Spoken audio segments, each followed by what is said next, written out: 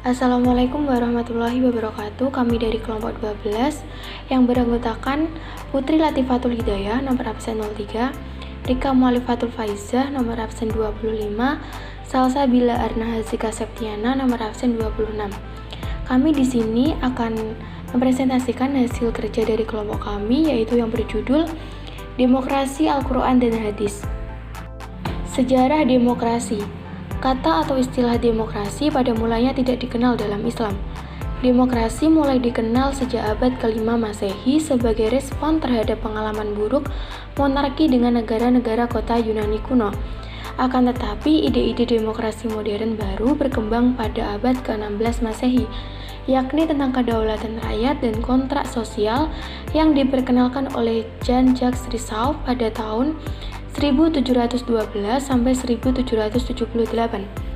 Demokrasi ini mempunyai titik kesamaan dengan konsep musyawarah yang dikenal dalam Islam, yaitu rakyat mempunyai hak ikut serta dalam menentukan kebijakan yang diambil oleh negara. Musyawarah sudah ada sejak pra-Islam karena sudah menjadi tradisi secara turun-temurun. Majelis Mala dan Nadi merupakan suatu lembaga dewan atau badan yang ada sebelum orang-orang masuk Islam. Dalam lembaga tersebut, orang-orang Arab melakukan musyawarah dan menentukan kepala pemerintahan dengan tujuan persoalan-persoalan yang ada dapat diselesaikan dengan baik. Kemudian Islam mempertahankan tradisi ini, karena musyawarah merupakan sebuah fitrah manusia sebagai makhluk yang sosial politik. Lembaga musyawarah pra-Islam yang dilandasi dengan suku atau darah diubah oleh Islam menjadi lembaga musyawarah sebagai institusi komunitas atau ummah yang mengutamakan prinsip hubungan iman. Ketika Nabi Muhammad hijrah ke Yatsrib, demokrasi atau musyawarah semakin mendapat tempat di tengah-tengah masyarakat karena di kota ini kesepakatan ini telah dibuat oleh Nabi Muhammad, dan perjanjian tersebut bernama Mitsaq al-Madinah atau konstitusi atau piagam Madinah. Setelah 2 hari Nabi wafat, kebiasaan demokrasi atau musyawarah ini tetap berjalan sampai dengan pengangkatan Khalifah Abu Bakar As-Siddiq sampai dengan sahabat-sahabat setelahnya. Pengertian demokrasi. Arti dari sebuah demokrasi dapat dilihat dari 2 sisi, yaitu ditinjau dari bahasa etimologis dan istilah terminologis. Secara bahasa, arti dari sebuah demokrasi berasal dari bahasa Yunani, yaitu demos, yang berarti rakyat atau penduduk suatu tempat, dan kratein atau kratos yang berarti kekuasaan atau kedaulatan. Jadi secara bahasa, demos kratein atau demos kratos atau demokrasi adalah keadaan negara di mana dalam sistem pemerintahnya kedaulatan berada di tangan rakyat, kekuasaan tertinggi berada dalam keputusan bersama rakyat, rakyat berkuasa, pemerintahan rakyat, dan kekuasaan oleh rakyat. Jadi menurut istilah demokrasi yaitu suatu sistem pemerintahan di mana rakyat yang berkuasa penuh dalam menentukan kehidupan dan menilai kebijakan negara. Demokrasi menurut para ahli. Ulama memiliki pandangan yang berbeda dalam menyikapi konsep demokrasi, yaitu ada yang menerima dan ada juga yang menolak. Di bawah ini ada pengertian demokrasi menurut para ahli, diantaranya yang pertama, Al-Asfahani dapat dilihat dari kata al-tasyawur, al-musyawarah, dan al-masyurah, yang berarti mengemukakan pendapat dengan mengambil pertimbangan dari orang lain. Yang kedua, Ahmad Muhyiddin Al-Ajuz berpendapat bahwa musyawarah yaitu dapat menghasilkan suatu keputusan yang baik dan dapat membuat kemaslahatan umat manusia dengan cara berpertukaran pendapat. Yang terakhir yaitu menurut Yusuf Al-Khadawi, dalam Islam, demokrasi dan musyawarah mempunyai kesamaan antara lain, yaitu demokrasi memberikan bentuk dan beberapa sistem yang praktis untuk meminta pendapat rakyat dan kebebasan berpendapat, yang mana hal tersebut juga termasuk bagian penting dalam musyawarah. Jika ditelusuri, kata musyawarah dan demokrasi memiliki perbedaan yang mendasar. Konsep musyawarah telah dikenal dan diterapkan oleh seluruh umat muslim karena ia merupakan tuntunan yang telah diajarkan agama Islam. Sedangkan konsep demokrasi yang mencetuskan dan mengenalkan adalah orang barat. Selain itu, demokrasi tidak diterapkan pada semua negara. Kedua istilah ini memang berbeda, akan tetapi memiliki kesamaan diantaranya, yaitu yang pertama, dalam sistem demokrasi dan musyawarah, Hakikatnya tidak dibatasi peraturan dan ikatan norma hukum, yaitu berupa derajat yang sama, adanya kebebasan dalam berpikir, kebebasan memeluk agama, dan adanya keadilan sosial. Yang kedua, dalam musyawarah dan demokrasi rakyat memiliki hak dan kebebasan dalam memilih wakilnya untuk menentukan kebijakan bersama dengan pemimpin yang dipilihnya. Yang mana dalam hal ini demokrasi dan musyawarah memberikan dan membuka kesempatan kepada rakyat untuk ikut serta membuat keputusan yang akan disepakati. Yang ketiga, pada dasarnya tetap tidak diperbolehkan melakukan penyimpangan dari kemaslahatan umat pada konsep demokrasi dan musyawarah, karena hasil dari keputusan yang telah diputuskan semuanya untuk kepentingan bersama. Dalam pandangan Al-Quran. Deskripsi Al-Quran tentang demokrasi. Ketentuan Al-Quran yang cukup representatif dan relevan menunjukkan makna demokrasi, yaitu syura.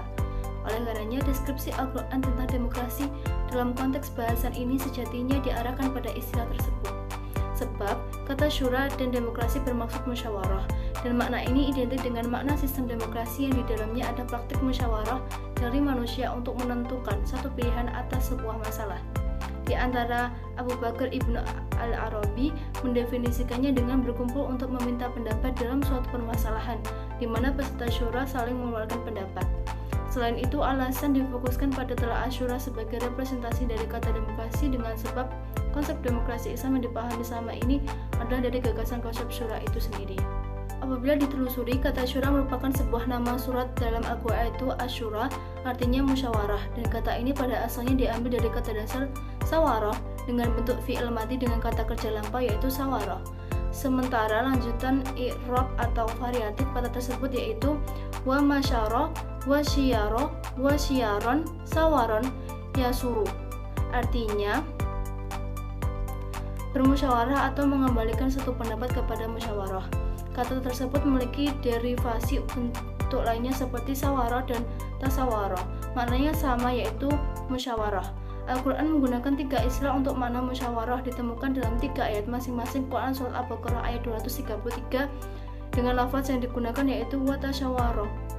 Dengan Quran Surat Ali Imran ayat 159, lafaz yang digunakan yaitu wasyawirhum. Dan Quran Surat Al-Syura ayat 38 dengan lafaz yang digunakan yaitu syura. Terkait dengan deskripsi Al-Quran tentang demokrasi, maka pembahasan ini diserahkan pada 3 ayat tersebut. Cakupan yang ingin digali yaitu beberapa kitab tafsir, sehingga ditemukan dan diketahui konteks ayat, serta ditemukan pula deskripsi mengenai nilai-nilai demokrasi yang disebut dalam ketiga ayat tersebut.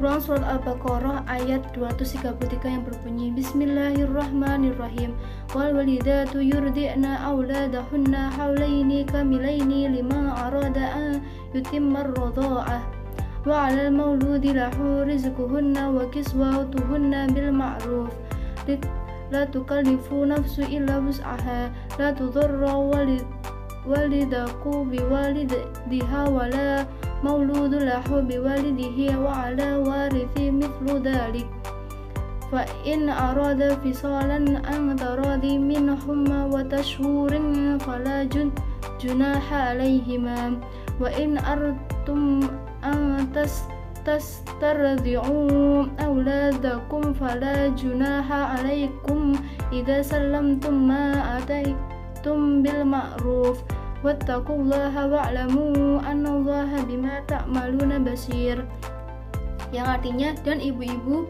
hendaklah menyusui anak-anaknya selama 2 tahun penuh bagi yang ingin menyusui secara sempurna, dan kewajiban ayah menanggung nafkah dan pakaian mereka dengan cara yang patut. Seseorang tidak dibebani lebih dari kesanggupannya. Janganlah seorang ibu menderita karena anaknya, dan jangan pula seorang ayah menderita karena anaknya. Ahli waris pun berkewajiban seperti itu pula. Apabila keduanya ingin menyapi dengan persetujuan dan permusyawaratan antara keduanya, maka tidak ada dosa atas keduanya. Dan jika kamu ingin menyusukan anakmu kepada orang lain, maka tidak ada dosa bagimu untuk memberikan pembayaran dengan cara yang patut. Bertakwalah kepada Allah dan ketahuilah bahwa Allah Maha melihat apa yang kamu kerjakan. Quran Surah Al-Imran ayat 159 yang berbunyi Bismillahirrahmanirrahim fabima rahmatin minallahi linta lahum walau kunta fadha ghalidhal qalbi lanfadu min hawlik fa'fu anhum wastaghfir lahum wa shawirhum fil amr fa idza azamta fatawakkal 'alallah innallaha yuhibbul mutawakkilin. Yang artinya, maka berkat rahmat Allah engkau Muhammad berlaku lemah lembut terhadap mereka. Sekiranya engkau bersikap keras dan berhati kasar, tentulah mereka menjauhkan diri dari sekitarmu. Karena itu maafkanlah mereka dan memohonkanlah ampun untuk mereka, dan bermusyawarahlah dengan mereka dalam urusan itu. Kemudian apabila engkau telah membulatkan tekad, maka bertawakallah kepada Allah. Sesungguhnya Allah mencintai orang yang bertawakal. Menurut Sayyid Qutb, terdapat 4 isi kandungan Quran surat Ali Imran ayat 159, yaitu yang pertama, dalam menghadapi semua masalah harus dengan lemah lembut melalui jalur musyawarah untuk mufakat, tidak boleh dengan hati yang kasar dan perilaku kekerasan. Mengutamakan musyawarah untuk mufakat dalam menyelesaikan setiap urusan. Apabila telah dicapai suatu kesepakatan, maka semua pihak harus menerima dan bertawakal, menyerahkan diri dan segala urusan kepada Allah. Yang keempat dan terakhir, Allah mencintai hamba-hambanya yang bertawakal. Quran surah Asy-Syu'ara ayat 38 yang berbunyi Bismillahirrahmanirrahim. Walladzina istajabu lirabbihim wa aqamus shalah wa amruhum syura bainahum wa mimma razaqnahum yunfikun. Yang artinya, dan bagi orang-orang yang menerima mematuhi seruan Tuhan dan melaksanakan sholat, sedang urusan mereka diputuskan dengan musyawarah antara mereka, dan mereka menginfakkan sebagian dari Selanjutnya, saya Rika Malifatul Faiza akan menjelaskan tentang demokrasi dalam hadis. Dalam hadis pertama disebutkan bahwa pemimpin yang baik adalah yang mencintai dan dicintai warganya. Pemimpin yang demikian adalah pemimpin yang menyadari hak dan tanggung jawabnya. Dia menyadari bahwa rakyat telah memilihnya sebagai pemimpin. Karena itu, dia menjalankan kewajibannya terhadap rakyat.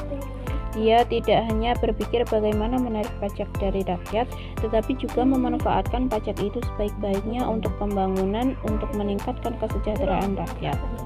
Dia akan membangun infrastruktur yang dibutuhkan seperti jalan raya, jembatan, pasar, rumah sakit, gedung sekolah, dan lain sebagainya. Pemimpin yang baik tidak hanya memikirkan bagaimana meningkatkan pendapatan daerah atau pendapatan negara dari badan usaha yang dimilikinya seperti bank, sarana transportasi, listrik, pertambangan, dan lain sebagainya. Akan tetapi juga memikirkan bagaimana menyalurkan pendapatan yang digunakan sebaik-baiknya untuk kemajuan bangsa. Pemimpin yang demikian tidak hanya dicintai oleh rakyat, tetapi juga akan didoakan oleh mereka.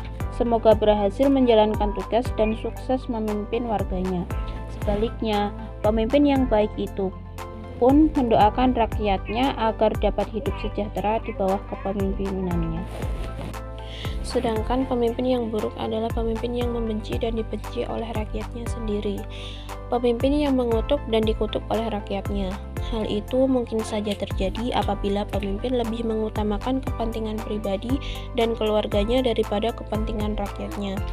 Pendapatan daerah atau negara yang diperoleh melalui pajak dan badan usaha tidak digunakan sebagai mestinya, bahkan dimanipulasi dan dikorupsi. Menghadapi pemimpin yang berlaku jahat itu, para sahabat bertanya kepada Rasulullah SAW, apakah boleh memerangi mereka? Rasulullah SAW menjawab, tidak boleh selama pemimpin itu masih menjalankan sholat bersama kalian. Bahkan kemudian Rasulullah SAW menambahkan, siapa yang dipimpin oleh seorang pemimpin, kemudian pemimpin itu bermaksiat kepada Allah, maka dia boleh membenci perbuatannya, tetapi harus tetap taat kepadanya. Maksudnya adalah, dalam menghadapi pemimpin yang jahat, tidak kompeten, dan bermaksiat, tidak perlu memerangi dan memberontak untuk mencopot jabatannya. Karena hal itu akan membawa kepada keadaan yang lebih buruk apabila pemimpin ini beserta para pendukungnya melakukan tindakan yang lebih buruk akibatnya kepada warga. Adapun jabatannya sebagai pemimpin pada akhirnya akan berhenti.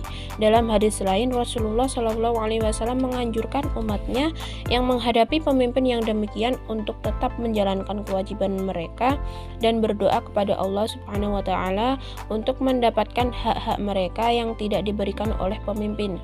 Artinya, dari Ibnu Mas'ud dari Nabi SAW, beliau bersabda, sungguh akan terjadi sifat-sifat egoisme yang kalian ingkari. Mereka bertanya, wahai Rasulullah, apa yang engkau perintahkan untuk kami bila zaman itu kami alami? Beliau menjawab, kalian tunaikan yang menjadi kewajiban kalian dan kalian minta kepada Allah apa yang menjadi hak kalian. Jadi faktor ketidaksukaan kepada pemimpin apapun penyebabnya tidak bisa menjadi alasan bagi rakyat untuk membangkang dari kewajiban-kewajiban mereka kepada negara seperti membayar pajak, mentaati peraturan lalu lintas, mematuhi undang-undang dan lain sebagainya. Karena semua itu sudah dibuat secara demokratis melalui musyawarah. Melalui hadis kedua dikisahkan bahwa suatu saat ketika Rasulullah SAW sedang berada pada suatu majelis pertemuan dengan para sahabatnya, tiba-tiba datang seorang Arab Badui, Arab pedalaman yang hidup secara nomaden bersama ternak mereka. Orang itu bertanya, kapan datangnya sa'ah hari kiamat? Rasulullah menjawab, jika urusan diserahkan kepada yang bukan ahlinya, maka tunggulah datangnya hari kiamat. Boleh jadi yang dikatakan hari kiamat oleh beliau adalah kiamat kubro, yakni kehancuran alam semesta, atau kiamat sugro, yakni kehancuran lokal. Pada umumnya, hadis ini digunakan untuk menggambarkan kiamat sugro, yakni kehancuran lokal. Kehancuran lokal itu tidak mesti berarti kehancuran secara fisik, akan tetapi bisa juga dipahami sebagai kekacauan sosial dan ketidakteraturan organisasi masyarakat. Hal seperti itu dapat terjadi apabila urusan yang menyangkut orang banyak diserahkan kepada orang yang tidak tepat, termasuk dalam hal menyerahkan kepemimpinan. Jika urusan kepemimpinan diserahkan kepada orang yang tidak tepat, maka akan timbul kehancuran dalam pengertian kekacauan sosial dan ketidakteraturan organisasi masyarakat. Macam-macam hadis yang menerangkan tentang demokrasi ialah hadis pertama. An Auf bin Malik an Rasulillah sallallahu alaihi wasallam qala khiyaru a'immatikum alladzina tuhibbunahum syiraru a'immatikum alladzina tubghidunahum wa yubghidunakum wa yuhibbunakum wa yusalluna alaikum wa tusalluna alaihim wa tal'anunahum wa yal'anunakum qila ya Rasulullah afala nunabidhuhum bisayfi faqala lama aqamu fikum as-sholata wa idza ra'aitum min ulatikum syai'an takrahunahu faqrahu amalahu wa la tanzi'u yadam min ta'atin. Yang artinya, Auf bin Malik berkata, saya mendengar Rasulullah SAW bersabda, sebaik-baik pemimpin kalian adalah orang-orang yang kalian mencintai mereka dan mereka mencintai kalian. Kalian mendoakan mereka dan mereka mendoakan kalian. Sedangkan sejelek-jelek pemimpin kalian adalah kalian membenci mereka dan mereka membenci kalian. Kalian mengutuk mereka dan mereka pun mengutuk kalian. Mereka bertanya, kemudian kami bertanya, wahai Rasulullah, tidakkah kami memerangi mereka ketika itu? Beliau menjawab, tidak, selagi mereka mendirikan sholat bersama kalian. Dan barang siapa dipimpin oleh seorang pemimpin, kemudian dia melihat pemimpinnya bermaksiat kepada Allah, hendaknya ia membenci dari perbuatannya dan janganlah ia melepas dari ketaatan kepadanya. Hadis riwayat Muslim. Hadis kedua yang menerangkan tentang demokrasi ialah An Abi Hurairah qala bainama an-nabiyyu sallallahu alaihi wasallam fi majlisi yuhadditsu al-qauma ja'ahu a'rabiyyu faqala mata as-sa'atu fa badar Rasulullah sallallahu alaihi wasallam yuhadditsu faqala ba'du al-qaumi sami'a ma qala fakirahama qala wa qala ba'duhum bal lam yasma' hatta idza qada hadithahu qala aina urahu as-sailu an as-saati qala ana ya Rasulullah qala fa idza duyi'at al-amanatu fa'tadir as-sa'ata qala kaifa ida'atuha qala idza wusidal amru ila ghairi ahlihi fa'tadir as-sa'ata. Yang artinya dari Abi Hurairah berkata, ketika Nabi SAW berada dalam suatu majelis, membicarakan suatu kaum, tiba-tiba datanglah seorang Arab Badui lalu bertanya, "Kapan datangnya hari kiamat?" Namun Nabi SAW tetap melanjutkan pembicaraannya. Sementara itu sebagian kaum ada yang berkata, beliau mendengar perkataannya akan tetapi beliau tidak menyukai apa yang dikatakannya itu. Dan ada pula yang mengatakan bahwa beliau tidak mendengar perkataannya, hingga akhirnya Nabi SAW menyelesaikan pembicaraannya seraya berkata, "Mana orang yang bertanya tentang hari kiamat tadi?" Orang itu berkata, "Saya, wahai Rasulullah." Maka Nabi SAW bersabda, "Apabila sudah hilang amanah, maka tunggulah hari kiamat." Orang itu bertanya, "Bagaimana hilang amanat itu?" Nabi SAW menjawab, "Jika urusan diserahkan kepada bukan ahlinya, maka tunggulah terjadinya hari kiamat." Hadis riwayat Bukhari. Terima kasih.